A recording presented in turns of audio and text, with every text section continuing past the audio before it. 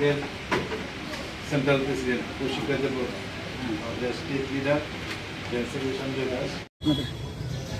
আমরা ডিওয়াইএফআই এবং টিওয়াইএফ আমরা দেখেছি যে ত্রিপুরা কোঅপারেটিভ ব্যাংকে মাত্র 156টা পোস্টে ইন্টারভিউ নেওয়ার জন্য প্রায় 19,000 দরখাস্ত ত্রিপুরার যে যুবক যুবতীরা বেকাররা তারা আবেদন করেন। তারা যখন পরীক্ষার জন্য প্রস্তুতি নিয়ে এডমিট আনতে যাচ্ছেন তখন দেখছেন যে তাদের কারুর সিট পড়ছে গুয়াহাটিতে, ডিব্রুগড়ে, শিলচরে। 1,000 টাকা দিয়ে ফর্ম ফিল আপ করেছেন, এখন পরীক্ষা দিতে আরও খরচ হবে 3-4 হাজার টাকা।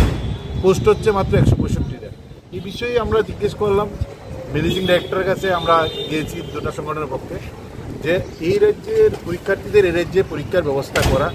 তারা বলছেন নানা অজুহাতে যে পরীক্ষা নেওয়ার মতন অবস্থান নেই, পরিকাঠামো নেই। আমাদের কাছে বিষয়টা অবাক, কারণ বিভিন্ন সংস্থা বিভিন্ন পরীক্ষা আমাদের রাজ্যে হাজার হাজার ছেলে মেয়ে একদিনে পরীক্ষা দিচ্ছেন, কিন্তু তাদের নেওয়ার মতন নাকি এইরকম IBPS যাদের হাতে দিয়েছেন তারা নিতে পারবেন না, পরিকাঠামো নেই। রাজ্যের পরিকাঠামোর সংকট, তার জন্য আশ্রমে গিয়ে আমাদের রাজ্যের ছেলেমেয়েরা বেকাররা নিজের পকেটের টাকা খরচ করে পরীক্ষা দেবেন।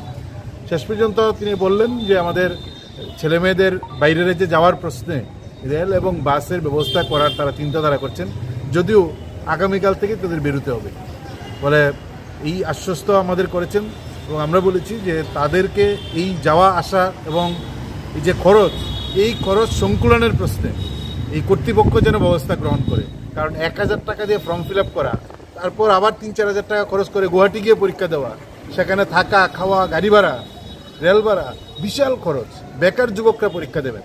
ফলে তাদের সামনে আমরা এই দাবি করেছি, যদি সম্ভব না হয় সবার এখানে পরীক্ষার ব্যবস্থা করা, তাহলে তাদের এই খরচ সংকুলনের জন্য অবশ্যই এই ত্রিপুরা কোঅপারেটিভ ব্যাংক কর্তৃপক্ষ তাদেরকে দায়িত্ব নিতে হবে, ব্যবস্থা গ্রহণ করতে হবে। এবং আমাদের আশ্বস্ত করেছেন তারা খুব দ্রুত দেখছেন এই বিষয়টা কতটুকু কী করা যায়, আমাদেরকে সেইভাবে ইনফর্ম করবেন। আশ্বস্তর পরেও যদি কোনো ধরনের পদক্ষেপ না দেখেন তাহলে সংগঠন কী করছে? না, নিশ্চয়ই আমাদের রাজ্যের বেকার যুবক যুবতীদের প্রশ্নে আমরা এই কর্তৃপক্ষর এই ভূমিকা যদি না নেই, তাদের পাশে যদি না দাঁড়ান, তাহলে তো আমাদের রাস্তায় নেমেই আন্দোলনটা করতে হবে। আজকে আমরা টেবিলের মধ্যে বসে কথা বলেছি, সামনের দিন রাস্তায় দাঁড়িয়ে আমাদের ভূমিকা গ্রহণ করতে হবে।